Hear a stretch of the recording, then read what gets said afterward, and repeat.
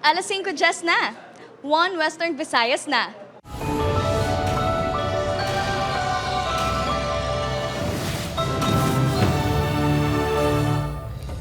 Mga balita nga atong tutukan, subong nga Martes, duga nga pala sa anon sa mga konsumidor, ang saka naman sa sukot sa kuryente subong nga Enero.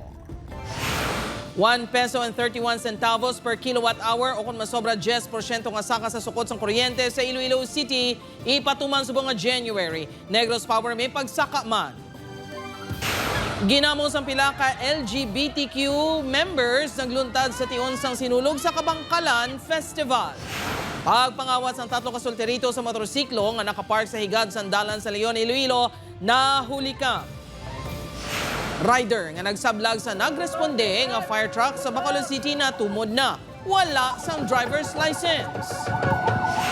Kag mga magapasakop sa Dinagyang Tribes Competition, todo na ang pagpanghanda para sa highlight sa Dinagyang Festival 2026.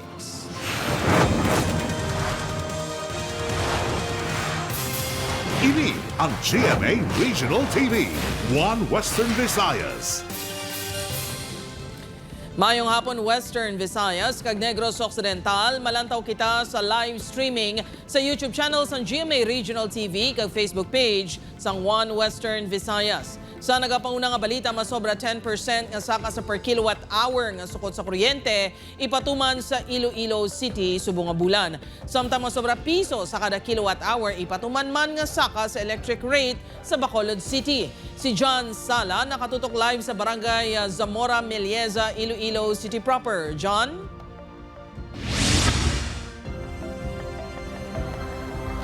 Jert, dako nga perwisyo suno sa mga konsumidor ang pagsaka sang presyo sang per kilowatt hour sang kuryente. Gani suno sa ila, magakinot sa sila anay kuno sa paggamit sang ila mga appliances. Pagpanahi kag ang gamay nga sari-sari store nga ini ang mayor nga ginakuhaan sang income sang pamilya ni Debbie.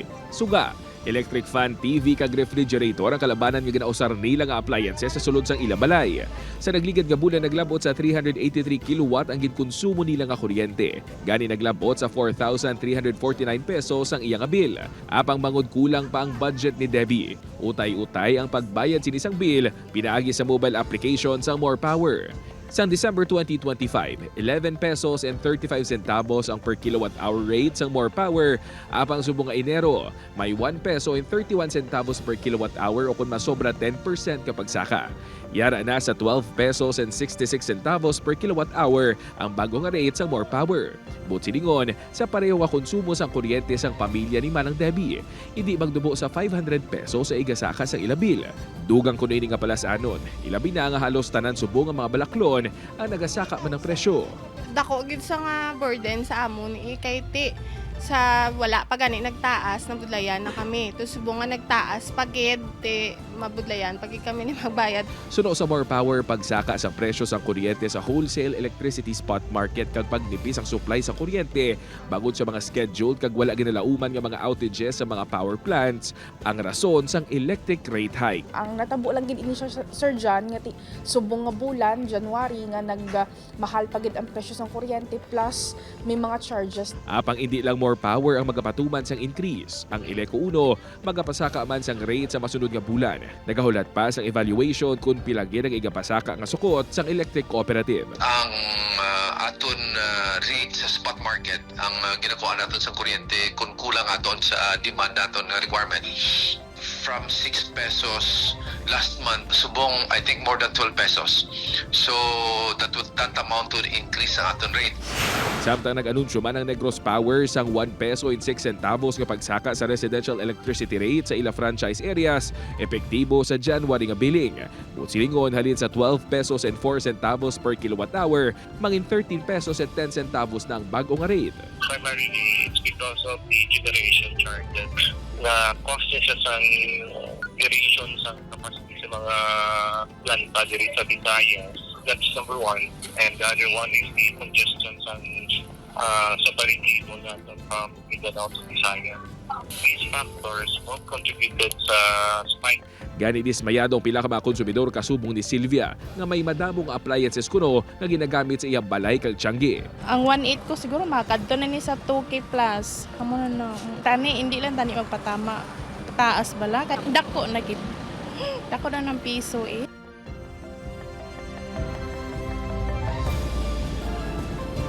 Jerd, panawagan sang mga konsumidor nga kuntani hindi man kuno magsigi-sige nga every month may ara sang increase ilabi na nga nagahilapit ang tig-ilinit kag madamo ang mga expected nga magatiner sa ilang mga balay kag maggamit sa mga appliances kaangay sang mga electric fan kag aircon.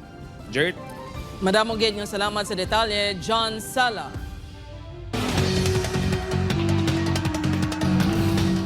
Para sa dugang nga mga balita sa Negros kag Panay, mangin kaupod ta si Adrian Prietos. Adrian?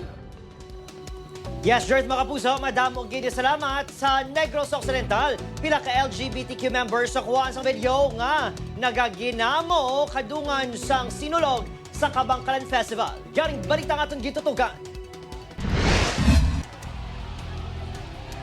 Sa sining nga video, makita nga may nagatililipon yung mga persona sa pila ka food stall. Apang, hinali, naging palapitan sang sining lalaki isa pa kalalaki kag ginyudyon. Ginsumbag pa niya ini kag ginsipa sa ulo, abisar nga ginapunggan na sang iya mga kaupdanan. Kuang video sa Rizal Street, Barangay 7, Kabangkalan City, Kadungan, sang sinulog sa Kabangkalan sang Enero 18. Ang ginkastigo, isa ka miyembro sang LGBTQ community nga si John Mark, 32 anyos. Ang nagkastigo sa iya man lang abyan nga miyembro man sang LGBTQ community. Siya, yes sir, nagkagtulang niya sa amon nga table, yes sir. Kaya mga amiga ko, yung mga kagian, ganiya gataay, kami yan, nag-aprayanay, pero pakadlaw, yung bala, yes sir, how, nga kami lang, suya, yung bala, below the belt, na bala sa akon, bala nga pagkatao. Ang mga ambay, pigado ko, nang gamay ako balay. Aminado ini, yagin lang po sa niya sa motel yang abyan tubtob na tabo ang pagpakasigo. Nakaagom kuno ini sang mga lagob kag pila sa lawas. Pero ang malala kuno siniya ginabatsyag amo ang sakit sa iya ulo. Kung siya yung diato, sir mo, pila ko ka-taste nga wala ko obra. Kag kinanglan, gid sir, kinanglan ko gid sir, bala nga mapasitiskan sa akon nga ulo. Kay ang ulo ko gid ang laban niya gid nga sumbag. Suno sa Kabangkalan City Police, wala na report sa ilang insidente rason nga wala sila gilayon nga nagresponde. Ang ilang area may pulis ginada. Wala man naman ginatolerat ang mishap sa amon opisina. Pero ang inisyal nga ang nag-roving sila, nagtiyog sila kay hindi lang na sila sa stationary da sa amon ng area mo. Ginpakamalaot naman sa organizer sa kahiwatan ang insidente. Refrain from those actions, no? Kung may masinadya lang kita, wala kita permiso may mahimo, no? Warnings naton every now and then ara gina mo. Galing ti kung nakainom na, gagwa ang mga grads nila. Natala na nga magpakigango si John Mark sa iabyan nga nagkasigo sa iya para sa pagpabulong. Wala nagkasabot-samon mensahe ang nagpangkasigo. Adrian Prietos, One Western Visayas. Mga kapuso, nakapark ng motor sa higad sandalan sa Leon, ginkawat sang tatlo ka solterito. Insidente na hulikam. Kinawat ng motorsiklo na recover sa Banwa sang Kabatuan. Ini ang gintutukan ni Kim Salinas. Makitaan sa sining nga CCTV video ang isa ka motorsiklo nga nakapark sa higad sang dalan. Dugay-dugay, naglabay ang tato ka lalaki sakay sa isa ka motor. Nagpanaog ng duwa kag nagtabok sa bahin sa nakapark ka motor. Kasubo nga daw nagpangihi ang mga ini kag nagpulo panilag. Mabatian pa ang taghol sang ido. Mation-dion gin palapitan na sa mga ini ang motor. Gintulod, tub-tub na, nga tigayon nga nakawat. Ang insidente ang natabo sa Barangay Agboy Norte, Leon, Iloilo, pasado alauna, Lunes ang kagahon. Ang iyang nga motor na park niya sa tupang sang iyang bayaw. Park niya sa tupang sang Tianggi. Mga alas 11 niya sang 18 sa aga nag-park. Tapos nagbalik sa mga alas 3 tang kagahon sa January 19. Ito na rin school play nga way na. Matapos ang halos 24 oras, na-recover ang motor sa Kabatuan, Iloilo sa mga sospek nga lunsay minor de edad. Ginkilala ini Sanday alias Z, 16 anyos, alias JM, 15 anyos, mga residente sang Kabatuan. Ang isa, ang ginkilala kay alias Gerald, 15 anyos nga taga Masin. Sunod sa Cabatuan Police, nagasakay ang mga solterito sa motor nga ginkawat pasado alas 11 kagabi. Sanggin sita sa mga nagapatrolya nga pulis, bangod wala ini isang headlight. Sanggin parahan na ang mga minor. Positibo nga natumod niya ini ang ginkawat yung motorsiklo. Ang in-approach ng aton nga patroller sir ang onboard sa motor nga papunduhon tani nalagyo. So nalagot ni sila sa aton nga patroller sa may bypass road na sa may barangay Liong in pangitaan sa document sir sa motor. So wala sila maging percent. Gin-turnover ang mga ini sa Women and Children Protection Desk. Ipaidalom sila sa case conference upod sa ila gilikanan. Suno kay Lacrite, kasubo nga wala na sang plano pa magpasakas ng reklamo ang tagiya sa motor, bangod dabawi naman ang hulugan ng motorsiklo. Kim Salinas, 1 Western Visayas. Papuso, rider naman nga nagsablag sa dalan sang nagresponde ang fire truck sa sunog sa Bacolod City na tumod na. Samtang baw, isa mga rider na kuhaan sa video nga nag-overtake sa jeep sa flyover. Nakatutok Irene Pedreso. Enero 15, sang naatrasar ang pagresponde sa BFP sa sunog sa Barangay Alhis, Bacolod City, bangod sa akto sa sininga rider nga wala naghatag sang ligwa agud makalabay ang fire truck.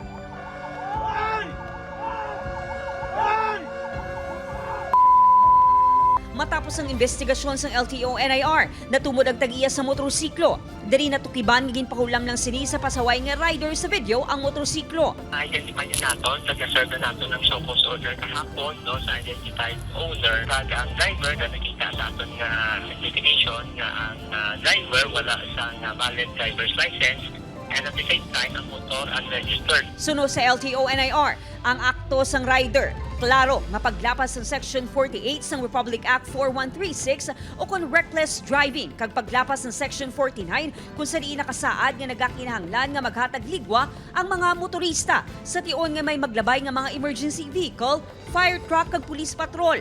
Sa idalom naman sa Section 29 sa parehong alayi, may liability man ang tagiya sa motorsiklo. Iga-impound sa LTO ang motorsiklo.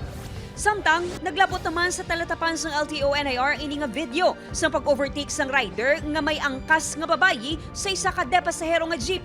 Kuha ini sa flyover sa dalan Magsaysay sa Bacolod City. Ginaimbestigaran na sang talatapan ng insidente agud matumod ang rider. Na-receive na nato nining isa man ka video ipalabot sa aton. So kahapon sa hapon naman doon nakita sa investigation na nag-overtake sa approach ng flyover kag klaro man itong na double yellow lane. Very dangerous. Upod kay Reynald Castillo, Irene Pedreso, 1 Western Visayas.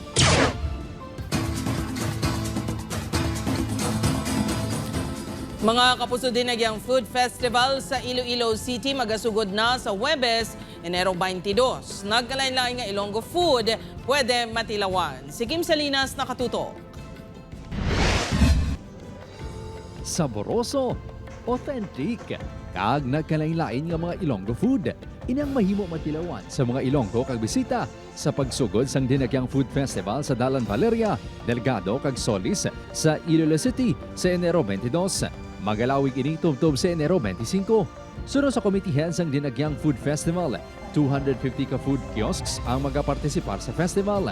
Mas manabo ini sa masobra 300 sang naglikad nga tuig. Para ang more kuno sa experience, makahatag at more space sa aton nga mga vendors. Okay. So ako ano ang size before is much bigger now. Kag may space between hindi nga ikitay tanan para may maagyan. Mas mangin pinasay man ang experience sa mga bisita samtang nagakaon. Bangod sang 360-degree stage ngay pahamtang sa idalom sang overpass sa Delgado Valeria Streets. Diri maga-perform ang mga banda kag artists. Suguran plastar ang mga kiosko karon sa gabi. Sa mga hindi makakadto sa city proper, may food festival man sa Iloilo Provincial Capital. Iga pahamtang ini sa Mulya Luni kag General Luna Streets. May banda man nga maga-perform. Magasugod ini sa Enero 22 tubtob 25. Kadungan sini. Maga-display man sa ila produkto ang Farmers Group kag cooperative sa trade fair sa sulod sang Iloilo Provincial Capital. Balantayan man ang lighting ceremony sa Capitol Grounds.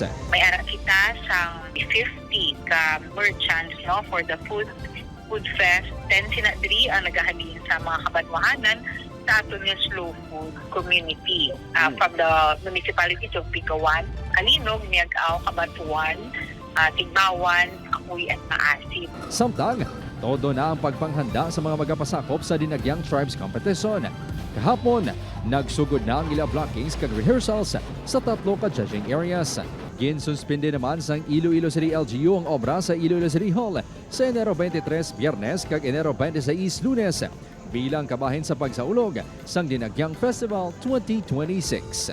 Upod Kirumel Porquia, Kim Salinas, 1 Western Visayas. Ini ang GMA Regional TV, 1 Western Visayas.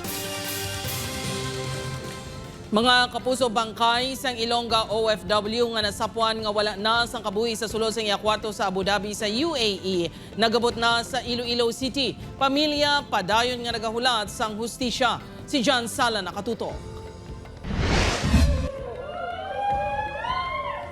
Matapos ang 20 katuig nga pagpangamo sa Abu Dhabi, UAE, sabay nga kasadyang magsugalaw sa OFW nga si Mary Jill Buya sa nag-abot ini sa airport sa Iloilo kagabi. Paghilibion sang iya pamilya ang nagsumalang sa iya.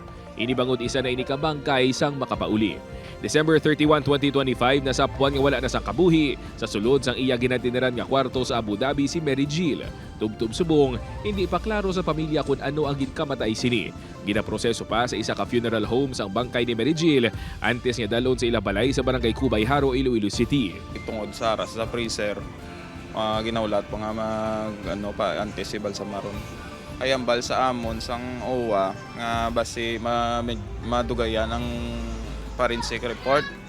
So nagdesisyon kami nga ipauna na lang anay ang body remains ni mama. Nagapasalamat ang pamilya Muya nga nakapauli ng bangkay sang Ilongga OFW abang padayon sila nga nagapanawagan sang hustisya. Mga kami nga mabalaan namon kung gid man ang kamatuoran kagang cause of death ni mama bala. Kay wala pa kami may ginakaptan subong gid pruweba nga kung gid man ang natabo kay mama. Una na nga nagpasalig sa bulig sa pamilya ni Mary Jill ang Overseas Workers Welfare Administration Region 6. Ginaproseso naman sang pamilya sini ang mga dokumento kag requirements angot sa bulig pinansyal nga mabaton sang iya pamilya gikan sa gobyerno. Upod kay Hansi Sherto, John Sala, 1 Western Visayas.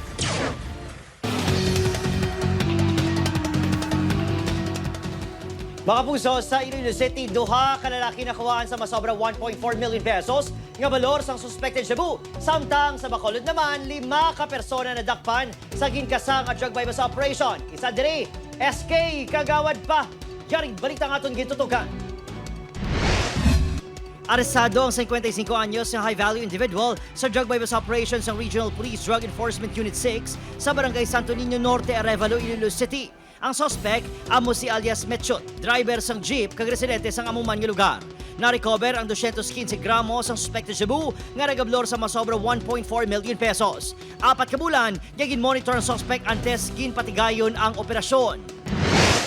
Sa Barangay Tangub, Bacolod City, 1.8 million pesos nga balor sa illegal nga droga ang nakumpiskar sa Police Station 8 sa bypass operation sa Puro Crossing 8 Old Runway, Sabado sang gabi. Arestado Sanjay Jeffrey Sarmiento, 37 anyos, isa ka high-value individual. Kag Fernando Lamayaw, 39 anyos, nga isa ka tricycle driver. Lunsay residente man sang barangay ang duha. Ginmando na sang BCPO ang police visibility sa Old Runway tungod sa illegal na aktibidad nga nagaluntad sa lugar. Samtang, sa Barangay 2, Bacolod City, nakuhaan sang 740,000 pesos nga suspected shabu ang isa ka SK kagawad kag duha sinikabyan sa bypass operation sa Police Station 2. Ginkilala ang mga nadakpan niya sanday Jesse Shoson Jr., 19 anyos, Joven Antoniano, 23 anyos, SK kagawad sa Barangay 12, kag John Mark Villacarlos, 18 anyos, isa ka street-level individual. Si Jesse kag Joven ang ginakabig mga high-value targets sang kapulisan. Brigado, Bisaya, Bulegs, pamilya. Kung official ka, you're supposed to be a model. Hindi ka magpasimuno. Kag to think that this barangay official is not listed by the banda. Padayon ang monitoring sa kapulisan kung may iban pang opisyal sang barangay nga ibolbado sa illegal nga droga.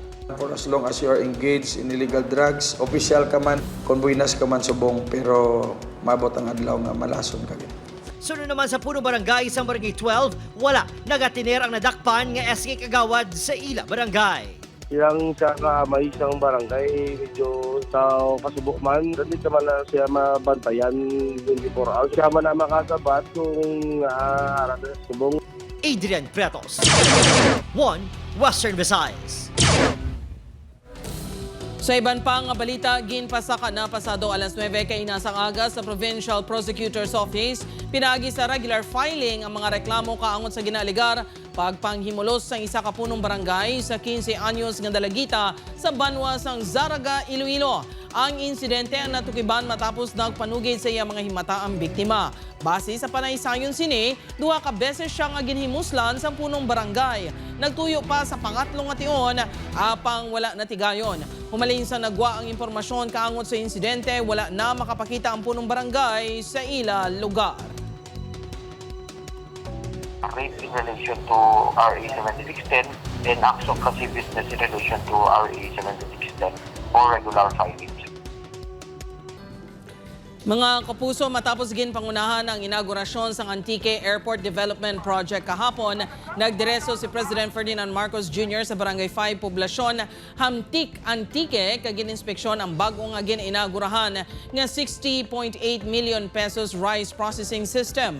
Pila sa pasilidad sa proyekto ang multi-stage rice mill, mechanical dryer, warehouse building, hauling truck kag forklift. Tinutuyo ang proyekto nga mapaayo pa ang post-harvest efficiency kag mabuhinan ang kapirdihan sa rice production. Amuman nga mapaunmuad ang mga mangunguma sa Antique.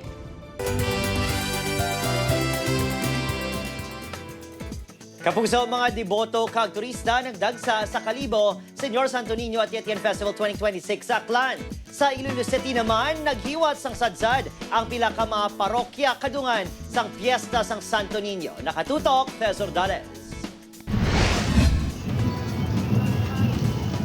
Suksok ang matinoagon ni costumes, ginlibot sa mga tribo nga nagpasakop sa sadsad sa Atyatihan Contest ang mayor nga mga dalinon sa Kalibo Aklan sang Sabado.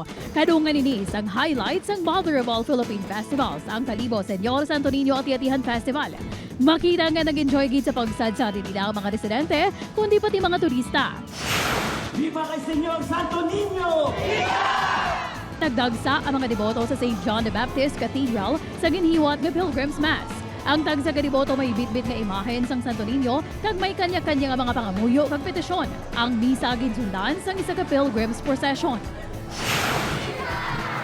Kadungan sa kapestahan sang Senyor Santo Niño, ginhiwat ang sadsad sa Archdiocese Shrine of Santo Niño de Arevalo, kung sa rin hamtang ang isa sa pinakadaan nga imahen ni Santo Niño halin sang 1581. May pila ka deboto nga nagpakigbahin sang milagro ni Santo Niño sa ila kabuhi. Ginsundan ni isang traslasyon sang imahen sa plaza pasulod sa simbahan. Sa Parish of Our Lady of Montserrat sa Haro, ginpangunahan sang kabataan ang sadsad sa parokya.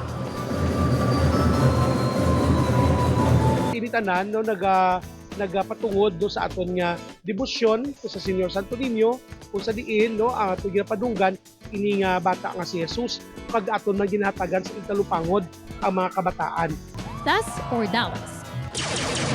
1 Western Visayas. Ini ang GMA Regional TV, 1 Western Visayas.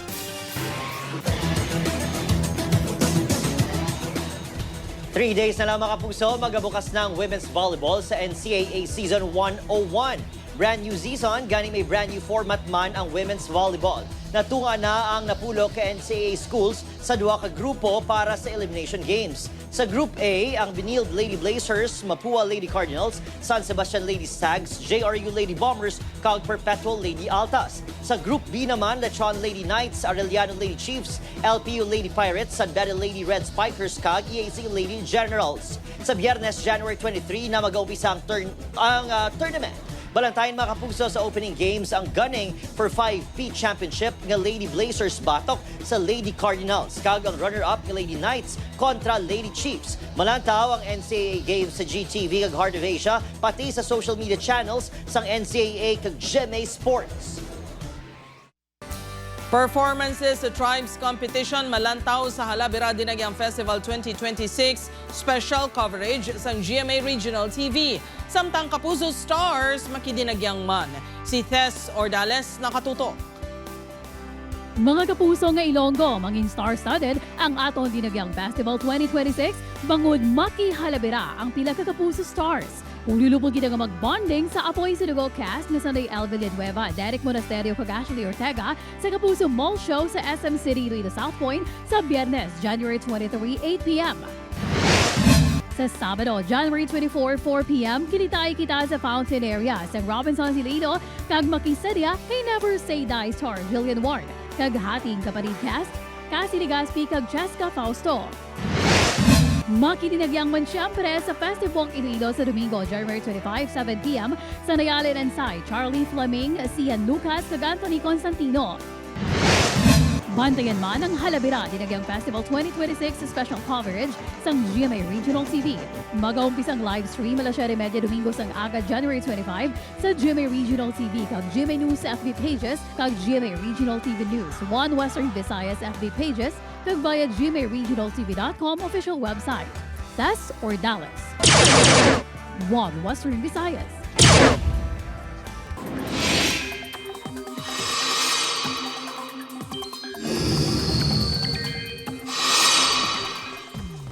Mga puso, lauman naman ang mas marami nga panahon sa tunga sang paghinay sang Bagyo Ada.